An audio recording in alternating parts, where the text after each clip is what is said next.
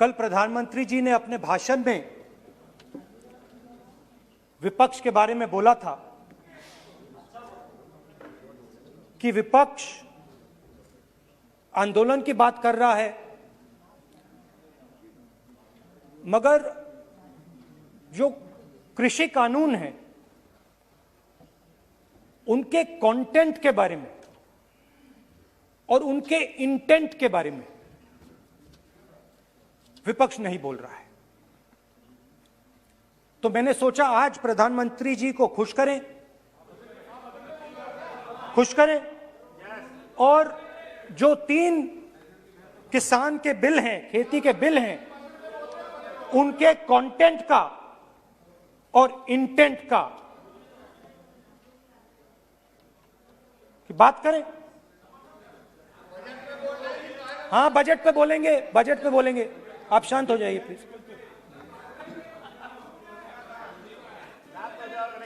मालूम है किसान का मुद्दा भी बजट का मुद्दा है, आप उनका आदर कीजिए।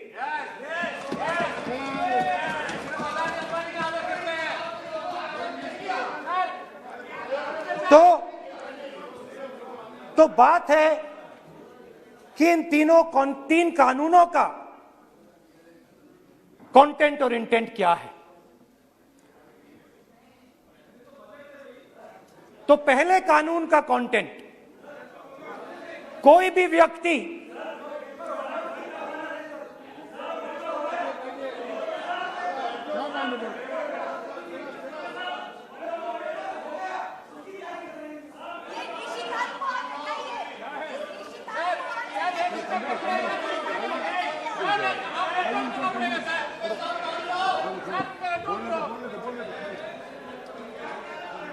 तो पहले कानून का कंटेंट क्या है? पहले कानून का कंटेंट है कि कोई भी व्यक्ति देश में कहीं भी कितना भी अनाज, सब्जी, फल खरीद सकता है, जितना भी खरीदना चाहता है खरीद सकता है। तो अगर खरीदी देश में अनलिमिटेड खरीदी होगी तो मंडी में कौन जाएगा? मंडी में कौन जाके खरीदेगा? तो पहले कानून का कंटेंट मंडी को खत्म करने का है। इसका लक्ष्य मंडी को खत्म करने का है। दूसरे कानून का कंटेंट क्या है कि बड़े से बड़े उद्योगपति जितना भी अनाज, जितना भी फल, जितनी भी सब्जी स्टोर करना चाहते हैं वो स्टोर कर सकते हैं, कोई लिमिट नहीं, जितना वो होल्ड करना चाहते हैं कर सकते हैं। दूसरे कानून का कंटेंट एसेंशियल कमोडिटीज एक्ट को खत्म करने का। दूसरे कानून का कंटेंट जमाखोरी को अनलिमिटेड तरीके से हिंदुस्तान में चालू करने का। अब तीसरा भी कानून है। तीसरा कानून का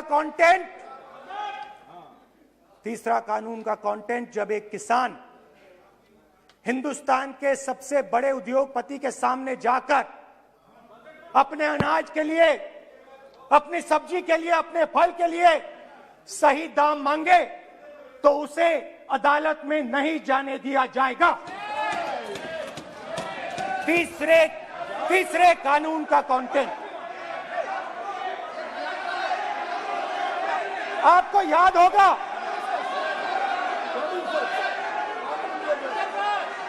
स्पीकर सर,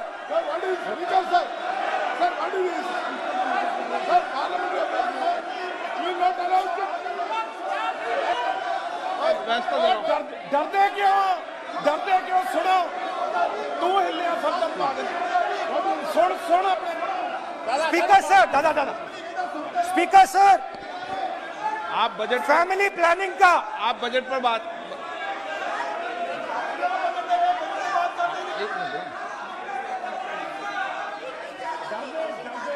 सर, सालों पहले फैमिली प्लानिंग का एक नारा था, आपको याद होगा, हम दो हमारे दो। अब मैं इंटेंट की बात करता हूं, कानून के इंटेंट की बात। आज क्या हो रहा है, जैसे कोरोना दूसरे रूप में आता है, वैसे ही ये नारा दूसरे रूप में आया है। आज इस देश को 4 लोग चलाते हैं। आप बजट पर चर्चा कर लें। बजट पे कर रहा हूं सर, बजट पे आ रहा हूं। 4 लोग चलाते हैं, हम दो बता दिया। और हमारे दो। जैसे उस टाइम नाम सब जानते हैं, नाम सब जानते हैं। नो, आप बोलो, आप डिस्टर्बेंस मत। हम दो हमारे दो। ये किसकी सरकार है? हम दो हमारे दो की। माननीय सदस्य इधर। तो आप आसन को पहले कानून का इंटेंट बताता हूं। आप आसन को संबोधित करें। पहले कानून का इंटेंट, माननीय सदस्य आप आसन कि हमारे 2 मित्रों में से एक जो सबसे बड़ा मित्र है, उसको पूरे हिंदुस्तान के अनाज, फल और सब्जी को बेचने का अधिकार। यह है पहले कानून का इंटेंट। नुकसान किसका होगा? नुकसान ठेले वालों का होगा, नुकसान छोटे व्यापारियों का होगा, नुकसान जो लोग मंडी में काम करते हैं, लाखों लोग, उनका होगा। अब चलिए दूसरे कानून की इंटेंट की बात करते हैं। दूसरा कानून का इंटेंट दूसरे मित्र की मदद करने का है। दूसरे मित्र को पूरे देश में अनाज, फल और सब्जी की स्टोरेज की मोनोपोली दी जा रही है। आज दूसरा मित्र 40% हिंदुस्तान का अनाज अपने साइलों में रखता है। ये कांग्रेस पार्टी की बैठक नहीं है, ये सदन है। और अगर बजट में साइलोज में रखेगा। ये सभा नहीं है। प्रधानमंत्री कहते हैं सर मैं अध्यक्ष जी आपको कहना चाहता हूँ, जब आपने बजट के लिए चर्चा के लिए पुकारा, मैं बता रहा हूँ, एक मिनट बैठिए। माननीय सदस्य, आज बजट पर चर्चा है, मैं आग्रह करता हूँ। प्रधानमंत्री कहते हैं बजट पर कि मैंने ऑप्शन दिया है। हाँ, आपने ऑप्शन दिया है, 3 ऑप्शन दिए हैं। पहला ऑप्शन भूख, दूसरा ऑप्शन बेरोजगारी, तीसरा ऑप्शन आत्महत्या। ये 3 ऑप्शन आपने दिए हैं। अब देखिए मामला क्या है। मामला ये है कि हिंदुस्तान का सबसे बड़ा बिजनेस, सबसे बड़ा व्यापार एग्रीकल्चर का है। अब बजट 40% आबादी इस पे जीती है, इससे जीती है। 40 लाख करोड़ रुपए का धंधा है। इसमें किसानों को फायदा मिलता है,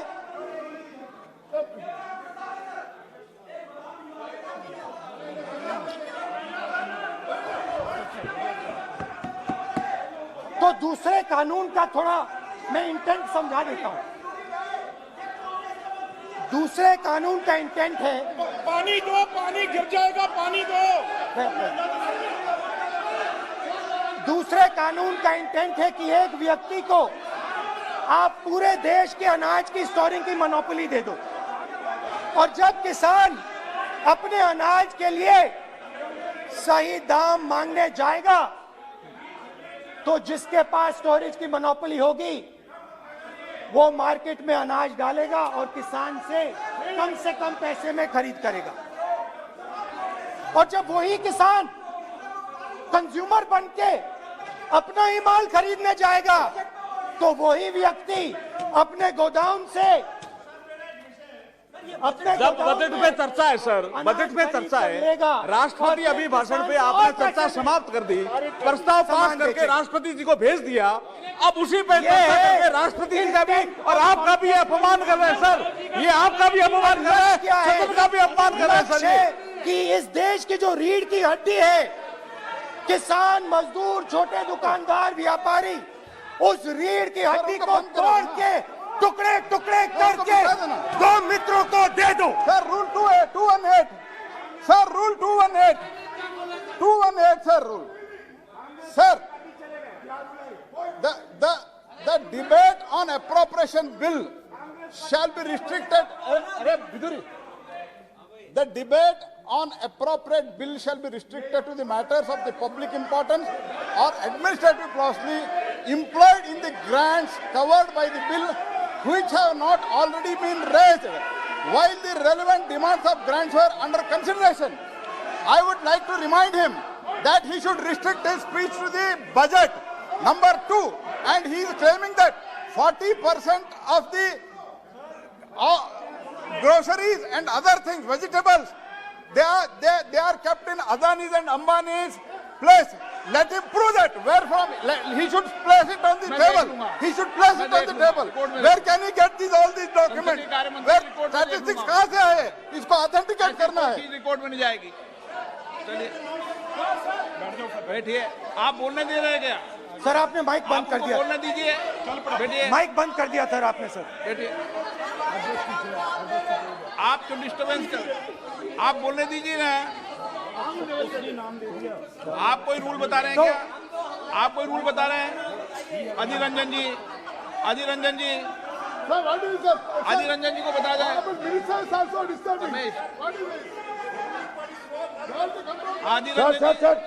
Sir, 2214. Sir, rule 214. Sir, discussion of a general character. Sir, discussion of a general character may be allowed on the motion or any amendment moved thereto, but the details of the grant shall not be discussed further. Then it is necessary to develop the general point. Sir, discussion on general point is allowed. So discussion, it is the discussion on general point. Discussion of general point is allowed in the rule book. Discussion of general point. अच्छा, budget में क्या agriculture मुद्दा नहीं है? Budget में क्या agriculture मुद्दा नहीं है? तो बजट में जब एग्रीकल्चर मुद्दा है तो बजट में क्यों चर्चा नहीं हो सकता एग्रीकल्चर? दादा, my point of order is simple. You listen to this, sir. Please. 349. It says, while the House is sitting, a member, 2, shall not interrupt any member while speaking by disorderly expression or noises or in any other disorderly manner.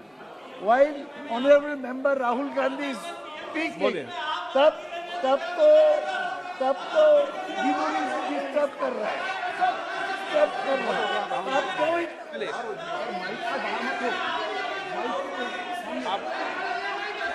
आज ये क्या कल नहीं था क्या? कल नहीं था.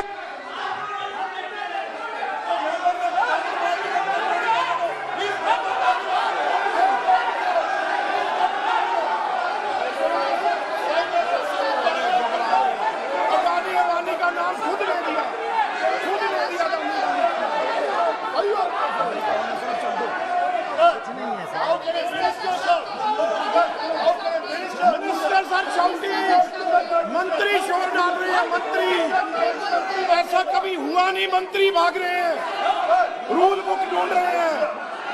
अरे क्यों घबरा गए? अभी तो बोले ही 5 मिनट है. अभी तो बोले ही 5 मिनट है. तो हम दो हमारे दो.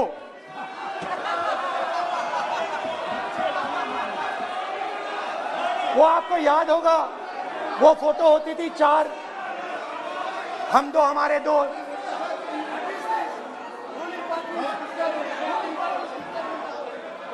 क्यूट से चेहरे थे, सुंदर सुंदर चेहरे, मोटे मोटे चेहरे. हम दो हमारे दो. खैर, इससे होगा क्या? जब ये कानून लागू होंगे तो जो इस देश के किसान हैं,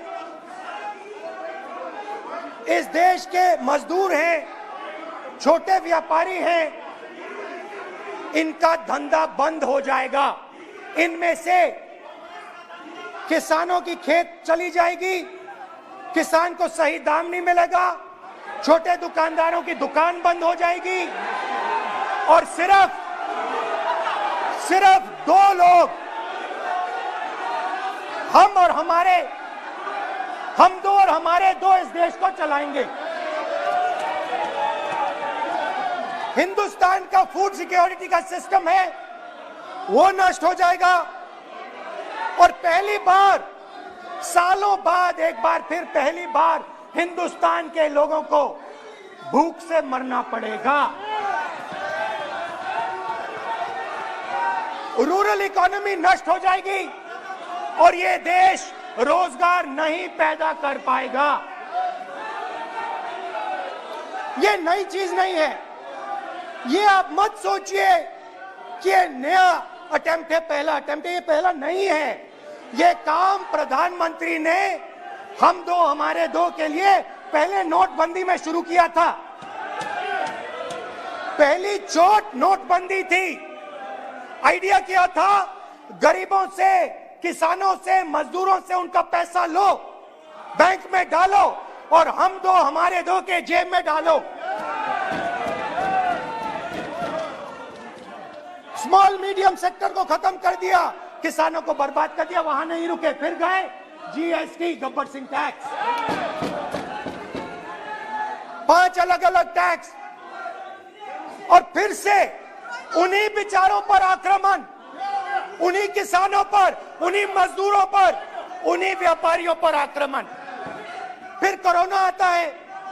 कोरोना के समय मजदूर चिल्ला चिल्ला के कहते हैं हमें बस का टिकट दे दीजिए, हमें ट्रेन का टिकट दे दीजिए। नहीं नहीं नहीं, तुम्हें नहीं मिलेगा, तुम पैदल घर जाओगे। एक मिनट माननीय सदस्य प्लीज। मगर टैक्स माफ जरूर होगा, माननीय सदस्य जरूर होगा। माननीय सदस्य 5-10 उद्योगपतियों का टैक्स होगा। माननीय सदस्य प्लीज एक मिनट बैठिए। मैं माननीय सदस्य से भी आग्रह कर रहा हूं, इधर भी आग्रह कर रहा हूं। माननीय सदस्य, आज बजट पर चर्चा है।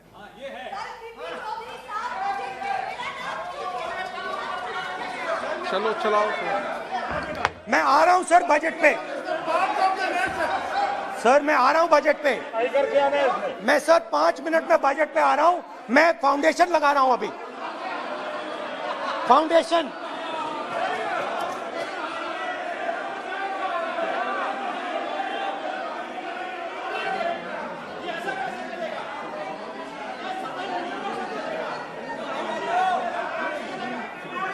तो पहले नोटबंदी, फिर जीएसटी, फिर कोरोना के समय उन्हीं 4, 5, 10 लोगों को पूरा का पूरा कर्जा माफ, 10 लाख करोड़ रुपए जो भी था कर्जा माफ। मगर हुआ क्या? हिंदुस्तान का रोजगार का जो सिस्टम है, जो स्मॉल एंड मीडियम इंडस्ट्री है, वो खत्म हो गई। आज ये देश रोजगार नहीं पैदा कर सकता है, सीधी सी बात। और आज नहीं, कल भी ये देश रोजगार नहीं पैदा कर पाएगा क्योंकि आपने इस देश की रीढ़ की हड्डी तोड़ दी है। किसान की, मजदूर की, छोटे दुकानदार की, स्मॉल मीडियम बिजनेस की रीढ़ की हड्डी तोड़ दी।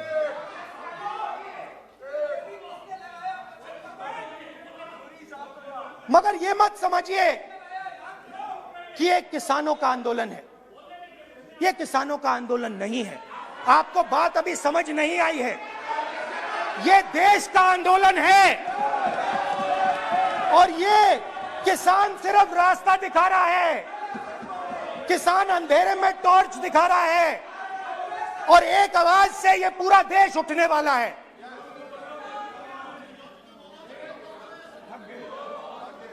पूरा देश एक आवाज से हम दो हमारे दो के खिलाफ उठने जा रहा है।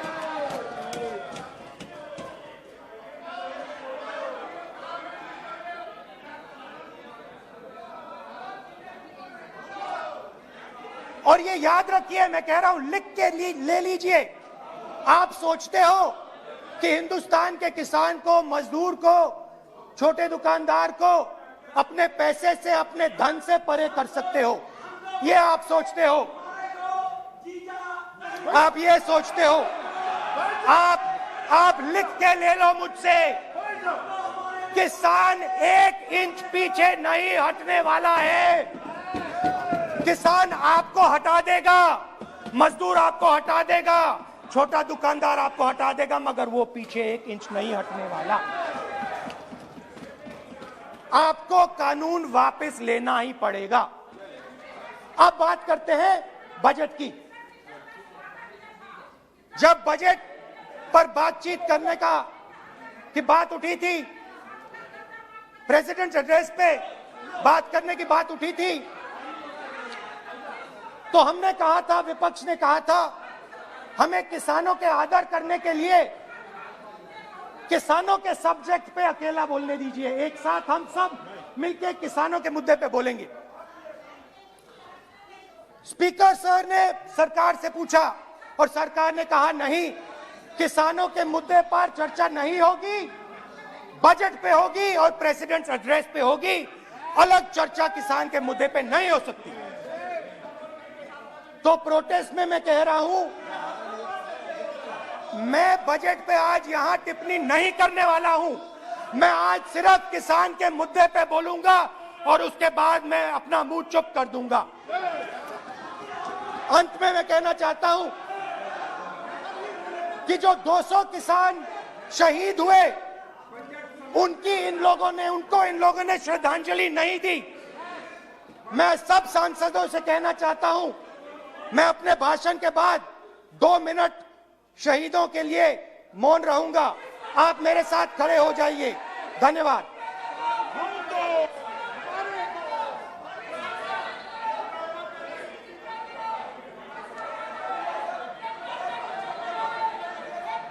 एक मिनट, आप बैठो।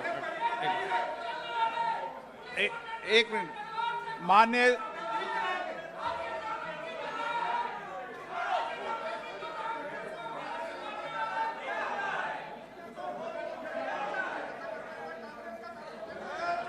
सदस्यगण, प्लीज बैठिए, माननीय, प्लीज बैठिए।